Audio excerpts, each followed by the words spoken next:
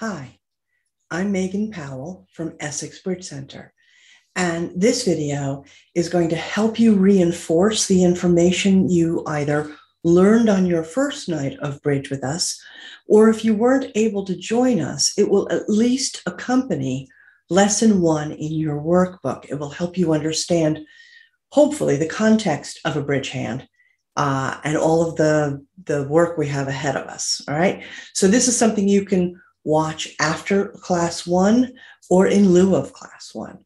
All right. So let's get started. I'm going to share my screen with you. So you know from, if you've joined us on class 1, that we actually ended up playing bridge on the very first day. If you weren't able to join us, don't worry. You'll be able to get back into the swing of it with everybody else as soon as you can join us. Now, I want to start off by telling you something a little bit about Essex Bridge Center. We are a family-run business. My husband's name is Alan. He and I run the center together now. It was started about 20, now it's like 26 years ago. My mother-in-law, Roz Powell, my father-in-law, Ken Powell, and my husband, Alan Powell, bought the business together and started it from basically the ground up. My father-in-law, Ken, is no longer with us, but my mother-in-law, Roz, does still work for the club, does still teach. She's a wonderful teacher, and hopefully you'll have her in the future. So Alan and I have the bulk of the responsibility in running this club, but we do not do this alone.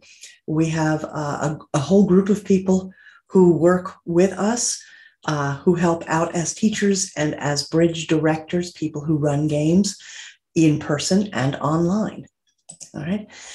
Let us get into the meat of what we want to discuss today. We want to look at an overview of bridge. Now, we're going to spend a huge amount of time learning about all the different pieces I'm about to discuss.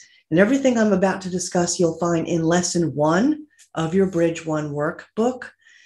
This is just to give you some general context about where we're going. So let's start off at what I think is the beginning, and that's with the cards. There are 52 cards in a deck. All right? We play with a standard deck of cards. Now, if we were in the brick and mortar world, when you would come to the club and sit at a table, we would put something that looks like this in front of you. And this is something we call a board. It's a plastic container, and it has 4 slots in it. And in these slots, we break down the cards for the 4 people sitting at a table. All right. All 52 cards are dealt out to the 4 people sitting at the table. Now, when we talk about a deck of cards, we're talking about 4 suits: spades, hearts, diamonds, and clubs. Now, in bridge, there are 2 suits that we refer to as the major suits. That's the spade suit and the heart suit. There are 2 suits that we refer to as the minor suits, and those are the club suit and the diamond suit. Now, we love the major suits, spades and hearts. We love them, but you don't know why just yet, okay? You're going to learn over time why major suits, hearts and spades, are so much more important than clubs and diamonds. Now, the card hierarchy in a suit: 2s are always low, aces are always high.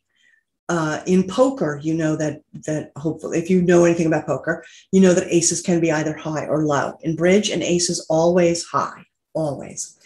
And there are 5 honor cards in each suit: the ace, the king, the queen, the jack, and the 10 in bridge. And 10 is an honor card, even though it's not a face card, right? It doesn't have a picture on it. But there are 5 honor cards in each suit in bridge. This is a partnership game.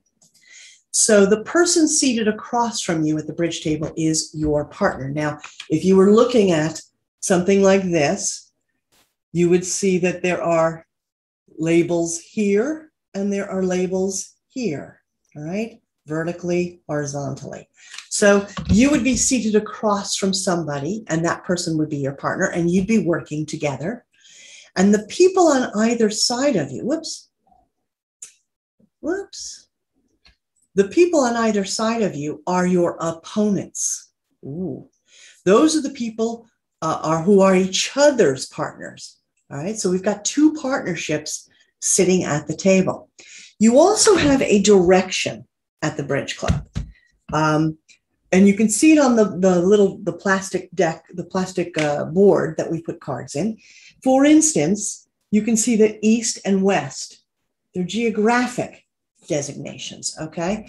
They are, each player is either north or south or east or west. And when you're looking at this, you can see east and west are across from each other. Up here is north, down here is south, even though it doesn't say the word south. All right, north, south, east, west. Okay, so you have a direction at the bridge table. You are either north, south, east, or west. Now, every bridge hand has two components. There is the auction component, and then there is the play of the hand. So let's have a general concept of these two components at this point. What is the auction? The auction is the part of a bridge hand where the players seated four to a table make something called bids. They're going to bid something. And that bidding describes the assets, the good stuff in their individual 13 cards. These bids are made in search of something called a contract. All right. The four players seated at a table are going to be making these bids, these assessments of their 13 cards until something called a contract is reached. Now, there's a lot of vocabulary in bridge, and lesson 1 in your book walks through a lot of the vocabulary that we're going to continue to use all the way through our level 1 bridge course. It's very specific. And yes, you have to sort of learn the ins and outs of all the vocabulary, all right? Now, the bids are made in the auction by the people seated at the table, and they're looking for a contract. A contract is, in its most essential form, a goal that a partnership would like to achieve, all right? Some kind of goal that we're going to set up and that we hope to make. Now, your bridge hand, when you look at your 13 cards, is made up of different values, and we're going to take all of this apart in future lessons. But we've already said there are 5 honor cards, not face cards. There are only 4 face cards. There are 5 honor cards: the ace, the king, the queen, the jack, and the 10, right? 10's an honor, even though it doesn't have a face. When you look at your hand and you're looking at these honor cards, you're also going to consider what the whole of your 13 cards will look like. You want to see what the distributional value is in your suits. You have 4 suits in theory: spades, hearts, diamonds, clubs. If you have a balanced hand, it means you have roughly the same number of cards in each of the 4 suits. If you have an unbalanced hand, then you have really uneven suits. Some could be really long, a lot of cards in one particular suit. You could have even really short suits or be missing a suit entirely, all right? So balanced hand, unbalanced hand, you'll hear us use these words, and we will explain more as we go along what these words mean in more detail. Take a look at the 13 cards on the screen in front of you. This is a sample hand. 13 cards, this would be your hand. And if we were seated together, by the way, playing in our digital format, this would be my hand. My name is here at the table. It also tells me here that I am south. Remember I said you have a geographical designation? I happen to be sitting in the south seat. My name is listed on my table. My table is this light greenish color, this yellow-green color. Normally your table is a darker green color. When it's light green, it's your turn to do something in the auction. That's good for you to remember as we go forward. So look at these 13 cards in the sample hand. Now, here they are again. Do you see 4 different suits on this hand? Yeah, I do. I see spades, I see hearts, I see clubs, I see diamonds. When you look at these 4 suits, can you see how they are different lengths? In fact, the spade suit has only one bitty little card. We refer to the one card in a suit as a singleton. Okay? Your heart suit happens to be nice and long, 6 cards. But your spade suit has only one lonely little card, and one card in a suit is called a singleton. Okay? All right. This is an example of what we would call an unbalanced hand. The minute you have only one card in a suit, that is not a balanced hand. That is not roughly the same number of cards in each suit. When you have a 6-card suit, that is not a balanced hand. You do not have roughly the same number of cards in each of the 4 suits if you have a 6-card suit. Here's a new hand, all right? And here are 4 suits for you in this new hand. They're in a slightly different configuration. Notice you have a really long spade suit here, right? See how you only have 2 heart cards? Just 2 of them. You also only have 2 diamond cards here. You have 2 suits that only have 2 cards each in them. These are called doubletons. When you have a suit that has only 2 cards in it, we refer to it as a doubleton. So a suit that has only 1 card in it is a singleton. A suit that has 2 cards in it, we refer to as a doubleton. Now, new hand. Let's look for 4 suits. Do you see 4 suits? Because I do not. I do not.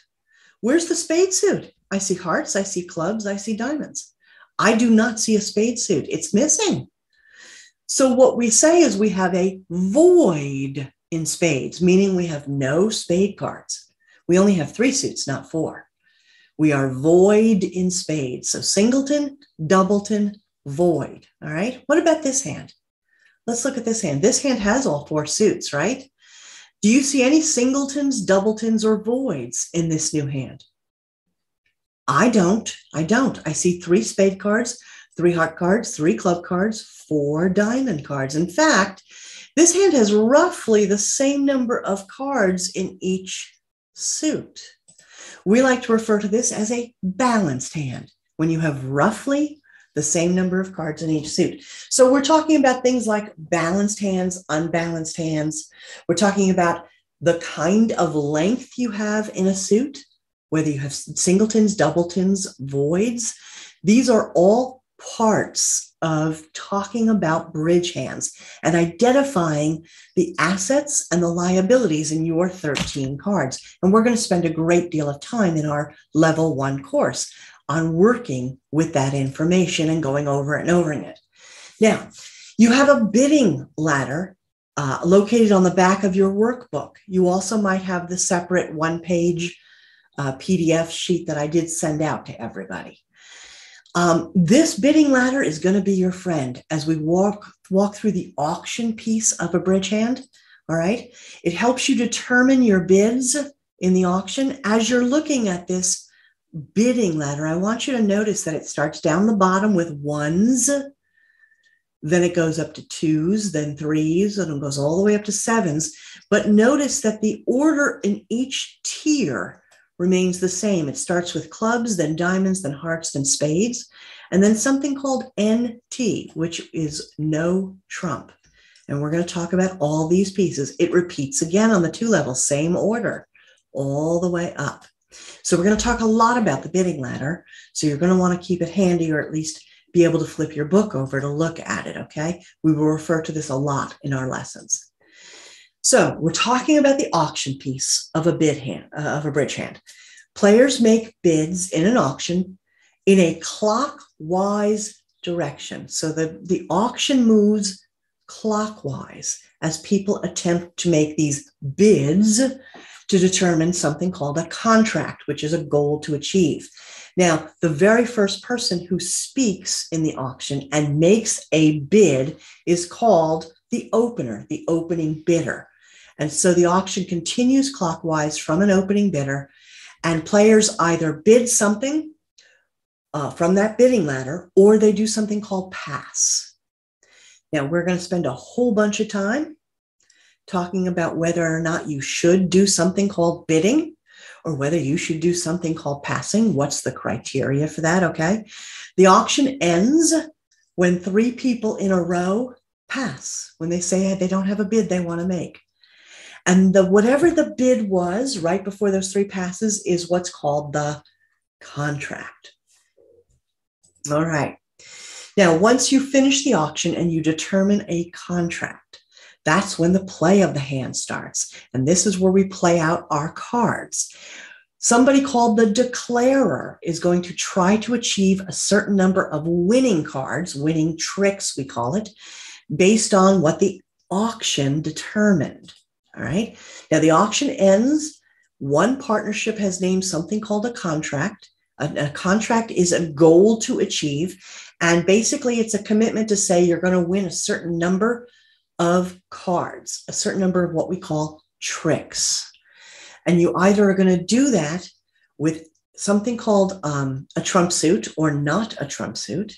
All right. So you're either going to use something called a trump suit, which I'll talk about in a minute, or without something called this trump suit. A trump suit is a wild card suit.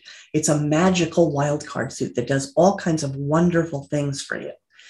Now, we've already said the contract is some kind of goal to achieve. And if you were with us for our first class and we got to apply this, maybe you remember that, first of all, the contract is the final bid made in the auction before those three passes in a row. And a person named the declarer, now a title in the play of the hand, is the player in the partnership who mentioned the trump suit first. Whatever suit will be the magical wildcard suit. Whichever partner names that first is the person who becomes something called the declarer in the play of the hand. And that's somebody who has a goal to achieve. And that declarer has to earn a certain number of winning cards, winning tricks, we call them, in order to be successful on a bridge hand. Now, when you're counting tricks, and this is just an aside from something in lesson 1 in your book, I'm not expecting you walk away remembering all this at all. It's the repetition we will do week to week that will help cement all this for you. But when you are winning as the declarer, when you're winning, the first 6 times you win, those first 6 tricks are called the book. They don't have to be in a row. They're just as you're playing your cards and you're winning. Sometimes you're losing, but a lot of the time you're probably winning. The first 6 times you win, we call that the book. All right. You have 13 cards in your hand that you have to play. You cannot even hold your head up high and show yourself around town until you take at least a majority of 13 tricks. And that means you have to take at least 7 tricks to show a majority, right?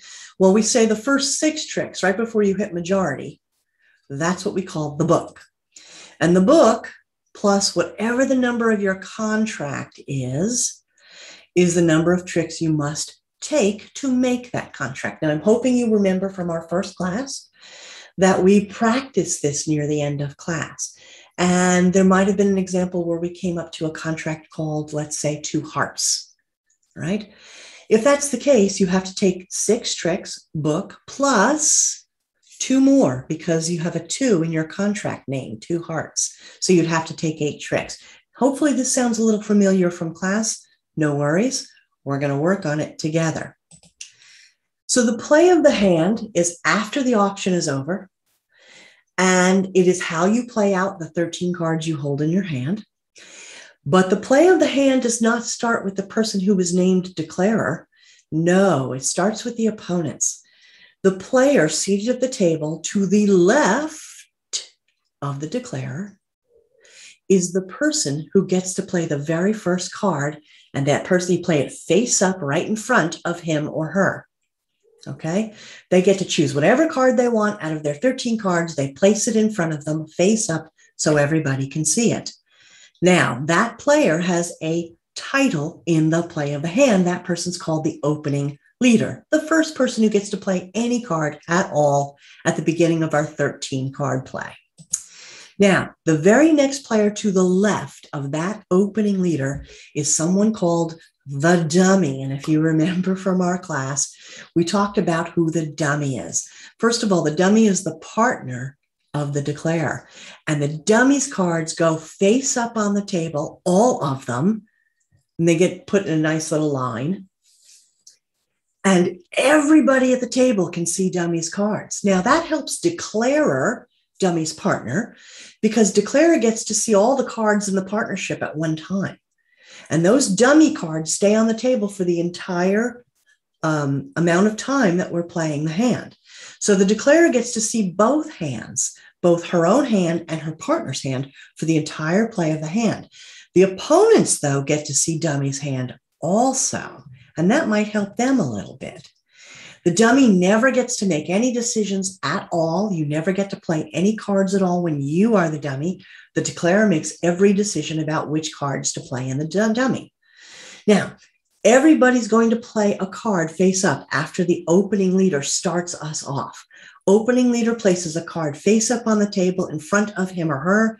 Then the dummy, the declarer will play a card from dummy, and that goes face up in front of the dummy. The third player gets to play face up as well.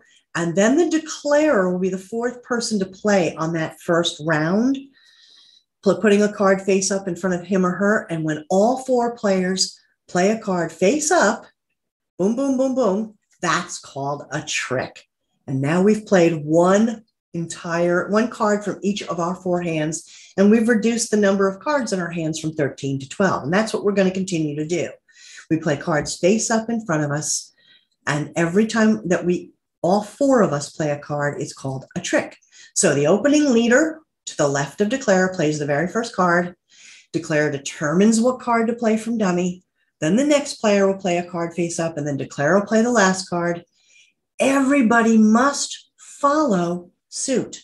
So if the opening leader led, let's say a diamond card, that means declarer must play a diamond card from dummy. Then the next player must play a diamond card, and then declarer, who plays last on that very first trick, plays a diamond card. You must follow suit. If you cannot follow suit, and we'll talk about this into next week's class and the remaining classes, then you would probably throw away a card, play a card in another suit that's low, that you don't think will be a very high winner. And we'll talk some strategy in coming weeks. But if you can follow suit from the very first card that was led in that trick, you must, okay? Then whoever plays the highest card in that suit led wins that trick. And that's the person who starts the next trick by leading a card face up in front of him or her. And that's how we continue through the remaining 12 cards in your hand. So this was supposed to give you some general context, again, if you were here with us last week for our very first class. If you were not able to join us for our very first class, I'm hoping you can take the information in this video and put it together with lesson 1 in your workbook. We're going to take all of this apart and focus on it and practice it. You're not supposed to walk away remembering any of this. Seriously. It's a lot of information. It's what we're going to work on in coming weeks, okay? We're just laying it out here now in this video so that your brain has basically taken in an overview, because now the job ahead of us is to work on each of these things piece by piece. So lesson 1 in your bridge workbook describes the auction and the play of the hand in general terms. It also gives you some vocabulary and mechanical context, how we play a hand, how we bid, but most of our work is ahead of us, okay? So I'd like you to go into lesson 1 in your workbook again, read it through again, take a look at it, get again a general idea of how to play a bridge hand, but you're only looking at the surface. You don't have any of the detail yet. That's where we go from here, okay? We're going to spend a whole lot of time on specifically the auction piece of a bridge hand in our classes. So as you look at all these things, if you have questions, you should feel free to email me. There's my email up on the screen, and you should have it in your documentation. We've got a whole lot of fun ahead of us and a lot of work, but it's the good kind of work. So it's fun and it's challenging, and it'll keep us on our toes, okay? So we're going to get ourselves started. Go back and take a look at lesson 1 again. Try and get some information out of mechanical and vocabulary. And we'll start with our lesson 2 in our very next week that we're together. Okay? All right. Take care. Bye now.